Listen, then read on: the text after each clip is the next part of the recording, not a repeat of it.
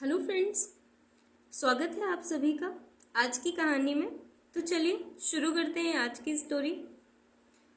आज की कहानी में ट्विस्ट है और इस कहानी में है सास और बहू। जैसे हमारे टीवी के सीरियल सास और बहू की कहानियों में बड़े जोरों शोरों से पॉपुलर होते हैं, तो देखते हैं आज की कहानी आपको कितनी पसंद आती है।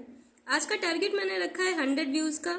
देखते हैं आपके सहयोग से ये कितनी जल्दी कंप्लीट हो पाते हैं। तो प्लीज़ इसे लाइक, शेयर और सब्सक्राइब ज़रूर किया करें और आपको स्टोरी कैसी लगी ये कमेंट में बताना बिल्कुल मत भूलिएगा। तो चलिए शुरू करते हैं आज की कहानी। आज की कहानी में है मालती और उसकी बहू। मालती और उसकी बहू की आपस में बिल्कुल नहीं बनती है। दोनों एक दूसरे के साथ झगड़ा ही करती रहती हैं। बगल में रहने वाली शर्मिला आंटी भी इसी तरह अपनी बहू से बहुत ज़्यादा पीड़ित हैं। दोनों मालती और उसकी पड़ोसन आपस में मिलकर इसी बारे में बात करती रहती हैं। अचानक एक दिन शर्मिला ने मालती को बताया कि हमारे गांव में एक बड़े प्रतापी महात्मा आए हैं और हर समस्या का समाधान वो बता देते हैं। तो क्यों ना हम भी अपनी बहुओं के लिए उनसे कुछ जड़ी बूटी ले आते हैं, देखते हैं वो हमारे लिए कोई समाधान बताते हैं क्या। तो दोनों साथ चलती हैं और महात्मा जी से मिलने पहुंच जाती हैं। महात्मा उनसे पूछते हैं कि बताइए आपको क्या समस्या है। वो कहती हैं कि प्रभु, समस्या हमारे साथ नहीं, हमारे बहुओं के साथ है। वे हमसे बहुत ज़्यादा झगड़ा करती हैं। कृपया उनके व्यवहार को सुधारने के लिए कोई समाधान बताएं। तो महात्मा ने कहा कि देखिए, आपकी बहुओं के लिए एक विशेष ताबीज़ बना कर देता हूँ जिससे आपके बीच झगड़े होने बिल्कुल बंद हो जाएंगे। पर इसके लिए ये ताबीज़ मुझे स्वयं ही बांधना होगा। कृपया आप अपनी बहुओं को यहाँ लेकर आएं। दोनों सास अपनी बहुओं को वहां पर लेकर आती हैं। शर्मिला की बहू उस समय उपस्थित नहीं होती, किंतु मालती की बहू घर पर ही थी। सो मालती अपनी बहू को लेकर फौरन महात्मा जी के पास पहुंचती है। महात्मा जी बहू से कहते हैं कि बहू, तुम अपनी सास से इतना झगड़ा क्यों करती हो। उसने कहा, महात्मा, समस्या मेरी नहीं सास की है, वह मुझसे झगड़ा करती हैं। तो उन्होंने कहा कि ठीक है, अच्छा, मैं तुम्हें एक विशेष अद्भुत ताबीज़ दे रहा हूँ। इसे अपने बाजू पर हमेशा बांध कर रखना और देखना धीरे ही धीरे तुम्हारी सास तुमसे झगड़ा करना बंद कर देगी। उसने कहा ठीक है। पर महात्मा जी ने कहा कि ये ताबीज सिर्फ तभी काम करेगा जब तुम मेरी दो बातों का पालन करोगी। उसने कहा ठीक है महात्मा, आप बताएं। उन्होंने कहा कि जब भी सास तुमसे कुछ भी कहे, सामने उसके जवाब मत देना। उसने कहा ठीक है। उसने कहा, महात्मा ने कहा, दूसरी बात यह है कि सवेरे सास से पहले ही उठकर घर की साफ सफाई कर लेना। उसने कहा ठीक है।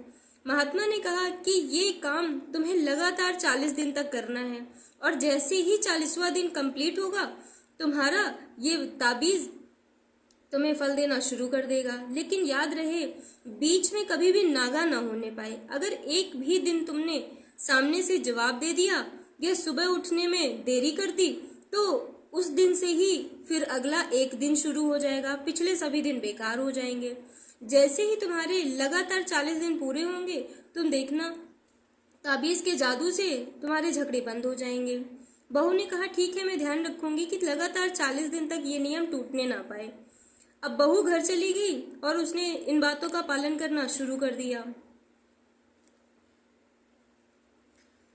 बहू रोज सुबह सास से पहले उठ जाती और घर की साफ सफाई कर डालती, और सास कुछ भी कहती रहे, मन ही मन उसे बड़ा गुस्सा आता, लेकिन क्योंकि उसे 40 दिन पूरे करने थे तो वह पलटकर कोई जवाब नहीं देती। ऐसे करते करते 20-21 दिन गुजर गए, पर एक दिन अचानक से उससे रहा नहीं गया और उसने पलटकर जवाब दे दिया। तो फिर अगले दिन से एक दिन शुरू हो गया और पिछले 21 दिन बेकार चले गए। उसने फिर लगातार प्रयास शुरू किया और इसी तरह लगातार 40 दिन पूरे करने की कोशिश में साल भर पूरा हो गया। महात्मा को गए साल भर पूरा हो चुका था और एक साल बाद महात्मा पुनः लौट कर आए उसी गांव में, और सास दोबारा से उनसे मिलने गई। तो उन्होंने कहा कि माता जी बताएं, आपकी बहू कैसी है। तो सास ने कहा कि महात्मा जी, आज तो मैं आपके लिए मीठे पकवान लेकर आई हूँ जो स्वयं मेरी बहू ने बनाए हैं और मेरी तरफ से आपके लिए भेंट है। आपका ताबीज तो वाकई बड़ा जादूगर है उस ताबीज के पहनते ही मेरी बहू मुझसे झगड़ना बंद कर दिया।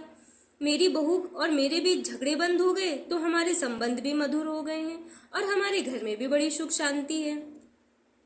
तो महात्मा ने कहा कि ये मीठे पकवान मैं तभी खाऊंगा जब तुम्हारी बहू के मुख से ये बात सुन लूं, और अब मैं अपना ताबीज वापस चाहता हूँ, क्योंकि यह विलक्षण अद्भुत ताबीज मुझे फिर से अपने प्रयोग में लाना है, क्योंकि अब तो आपके घर में सब ठीक हो चुका है।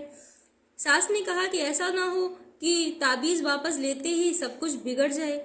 तो महात्मा ने कहा कि ठीक है, बहू को लेकर आओ तो मैं एक बार पुनः चेक कर लेता हूँ कि ताबीज ठीक से काम कर रहा है या नहीं।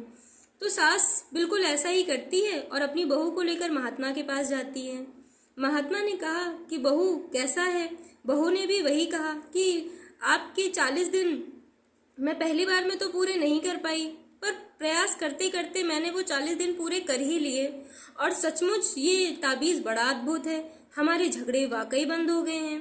तो साधु ने कहा कि चलो फिर जरा इस ताबीज की अद्भुत विलक्षण जड़ी बूटी भी मैं तुम्हें दिखा देता हूँ कि आखिर ये सब हुआ कैसे। साधु ने बहू के हाथ से ताबीज खोलकर अपने हाथ में ले लिया और उस ताबीज के अंदर खोलकर एक कागज निकाला जो ताबीज के अंदर बंद कर दिया था। उस कागज में लिखा था कि सास बहू आपस में झगड़े तो साधु को क्या, और सास बहू साथ में प्यार से रहे तो साधु को क्या। और ये कागज देखते ही सास और बहू एक दूसरे का मुख ताकने लगी। उन्हें समझ आ गया था कि ये विलक्षण संबंध उन्होंने आपस में स्वयं ही बनाए हैं, ना कि ये ताबीज का जादू है। जैसे बहू ने सास को पलटकर जवाब देना बंद कर दिया, सास को उसमें आज्ञाकारी बहू नजर आने लगी, और जैसे ही वो सुबह सास से पहले उठकर साफ सफाई कर देती तो सास को उसमें आदर्श गृहिणी भी दिखने लगी, और इसी तरह से दोनों के संबंध मधुर हो गए। महात्मा ने उन्हें समझाया कि हमारी समस्याओं के समाधान हमारे पास स्वयं ही होते हैं, किंतु हम उनके समाधान हमेशा अपने चारों ओर बाहरी लोगों में ढूंढते हैं, जिससे हम हमेशा ही परेशान रहते हैं। तो दोस्तों, आज की स्टोरी का मोरल कहता है कि हमें अपनी समस्याओं के समाधान स्वयं ही ढूंढने होंगे। अंतर मन में ही हर समस्या का समाधान छुपा हुआ है, और सदैव अपनी कमियों को हमें पहले देखना चाहिए, ना कि दूसरों की। तो थैंक यू फॉर वॉचिंग। आज की स्टोरी आपको कैसी लगी कमेंट में बताना बिल्कुल मत भूलिएगा। Thank you.